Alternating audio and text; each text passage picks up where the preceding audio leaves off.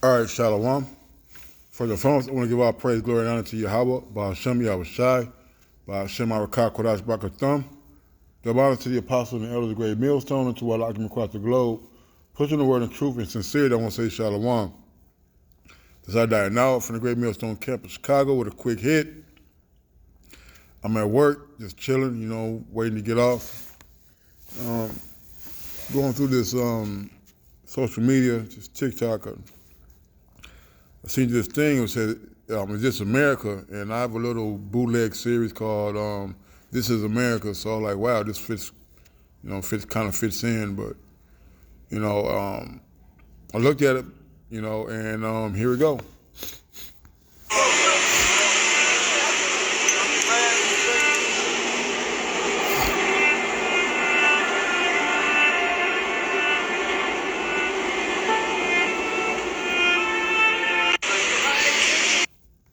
This is a microcosm of what America is, man. All right, America is Skid Row. All right, although it looks good, although it looks good on the outside and it has the right clothes on, it's got the short skirt and the fishnet stockings and the high heels and the midriff tops, and she looked real good. But once you start to get past the surface value, once you get past the mirage, the representative of what America is, you're gonna get the nitty gritty. All right, and this is the nitty gritty, man. Poor, desolate on the streets. All right.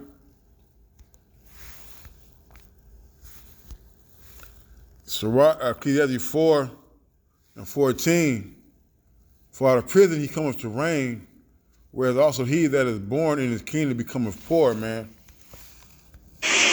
And they're called the 1% for a reason, man. All right, the 1% is not the guys making $100,000. Your doctors and things like that. All right, the 1% are the $1 million club and up is the minimum. You see, so if you're not born into money or you're not in the upper echelon or the upper 1% of America, you're poor, man.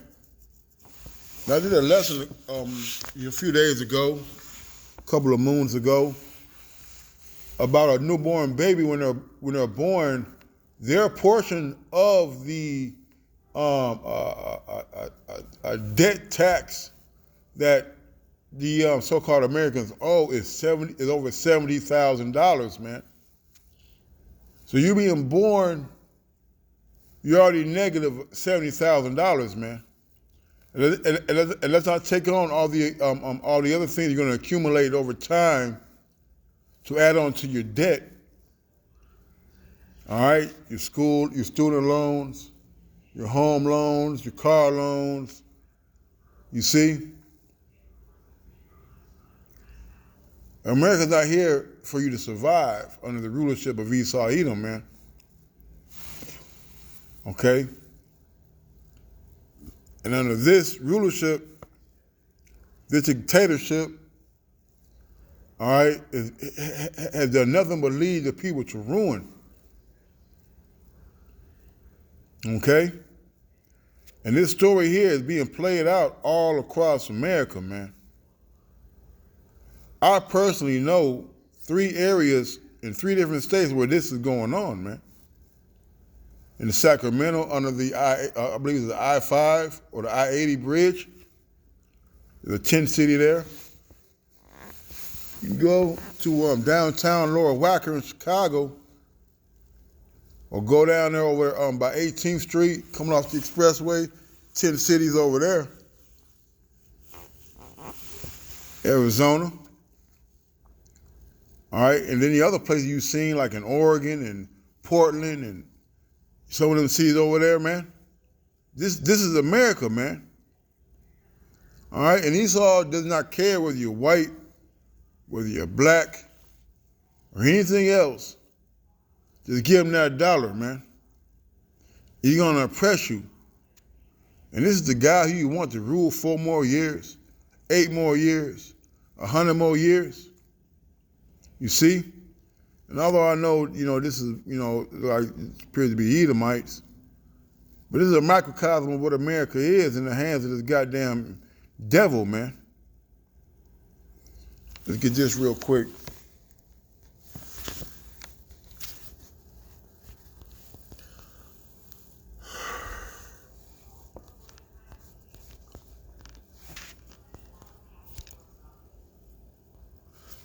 John 10 and 10, it says, "A thief cometh not but to steal and to kill and to destroy. I am come that they might have life and they may have it more abundantly." All right, these are two opposite ends of the spectrum. All right, who's the thief? Esau Edom, man. Esau stole this land from the Native Americans and the Latinos, or so they Gad, Reuben, and Issachar. You see? Then when he started establishing himself in America, so to speak, in the United States, he started to assert his authority upon the land and upon the peoples. All right, after he stole it from Gad, he tried to kill Gad. Then he went destroying the terrain by dynamiting mountains and putting railroads and later interstates across the damn place, man. Right?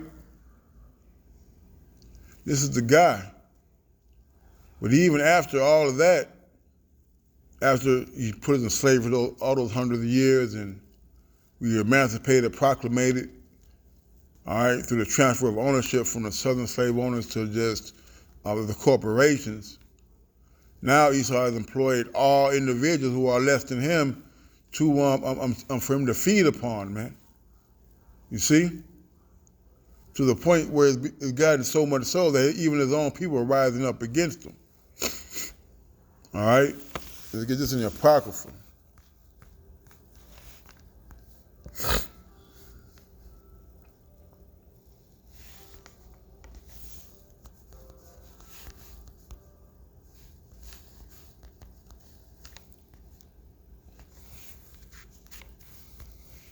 With Solomon 2 and 11, I'm going to start at 10. So let us oppress the poor, righteous man. Let us not spare the widow, nor reverence the ancient gray hairs of the age. And you just go look back through the history and see all the lewd and abominable and hateful acts of Esau, Edom has done at the demise of your Native Americans, Latinos, and the Negroes, which are the Israelites, man. All right. You had old people out there picking cotton, cutting down bananas, harvesting sugar cane, picking cotton for the gin. You see? They have pictures of, if you look at the old records, of children no older than 2 to 4 with a satchel and cotton in the satchel filled up, man.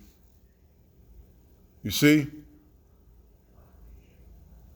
Esau don't give a damn about who he oppresses as long as he oppresses, man. These people who are blind to the fact that he's not for your turn, you deserve exactly what you're going to get. Wisdom of Solomon 2 and 11 said, "Let our strength be the law of justice, for that which is feeble is found to be nothing worth," man. Not only do they consider us, 1/5 of a man in the U.S. Constitution, although he said that he took this land fair and square, even though he used chemical warfare with smallpox, and he couldn't whoop Gad until he started bringing in machinery and the Gatling gun. or going out to the ocean and casting a mile-long freaking net to catch tuna. But in the process of catching tuna, you're catching all other species, man, sailfish and dolphins, man. So much so to where the waters are depleted of their natural, what's the word? Garbage disposals, man. Your shrimp, your lobsters, your so-called bottom feeders, your crabs, you see?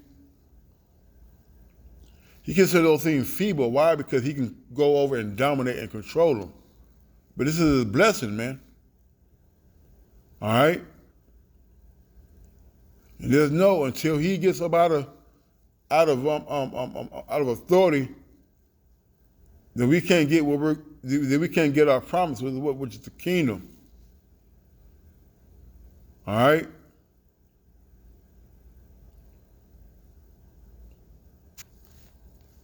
Another scripture I wanted to get earlier.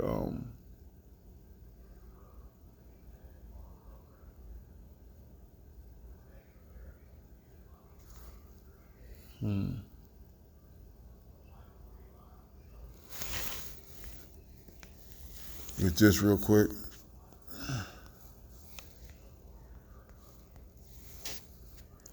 Ecclesiastes 10:5, it says, there is an evil which I have seen under the sun, as an error which proceeded from the ruler, man. All right, and that's an evil, man. When you have enough money to end homelessness, end hunger, end a lot of social and economical problems that we have here in America, you take that money, you invest $5 million on a howitzer missile, man, to go carpet bomb a place of people of color, just so you can steal their lithium, or their mercury, or their salt, or their opium, or their coca leaves. It never stops with this man. All right, and this is the error that proceeds from up under the ruler, that his desire is as hell. It cannot be full nor comforted, man. It said, folly is set in great dignity, and the rich sit in low place, man. All right, it's folly to have a Transformers sitting on the student council or the parent-teacher board, man, at your children's school. All right? There's a lot of things that's wrong with America, man. You see, when things go wrong, who gets the blame? The head. Like if you're driving a car, anything in that car is yours, whether you know your passenger got it or not, because you're the head. When your home gets raided, it gets raided in your name because you're the homeowner. You see? So right now, who's the landowner right now? Esau, man. You see? He's the one setting folly and great dignity, man. But yet the men of the Lord out here, I'm sighing and crying for all the abominations that's being done, man. They're turning things upside down. You see? But you say you don't want to get away with it, man, all right? It says, I have seen servants upon horses and princes walking as servants upon the earth. Hey, a lot of our people are in the same condition as the people in this video. You see? Come down to the Midwest. Come down to Chicago, man. You're going to see the same thing, man. All right? But Esau is a servant. He's not fit to be a ruler, man. He's not fit to be in authority and to lead. That's why you see things all backwards, man. Concrete everywhere. Taxes everywhere. Homosexuality, pedophilia everywhere. No justice, no accountability everywhere. Whereas he that diggeth a pit shall fall into it, and whoso breaketh a hedge, a serpent shall bite him. All right? And he started digging a pit for his slaves, but he's gonna fall into it, man. All right, that NWO, that New World Order, hey, it's not gonna get completed. The MOTB trying to control everybody is not gonna work. You see, but just know the same thing that you're doing to us. Hey, what goes around comes around, and we're gonna have the same authority, righteous authority this time, given to us from Yahweh Shai, man, from Yahweh Shai. All right. And it's talking about Revelation 13. He leads into captivity, shall go into captivity, man. All right. So you had us in slavery, you're going into slavery too, man. So you're going for 1,000 years. All right. Then you're gonna get destroyed. You know. With that one said, call Allah, Yahweh Shai, the Apostle and Elder of the Great Millstone. Until next time, Shalom and a Baba Ball.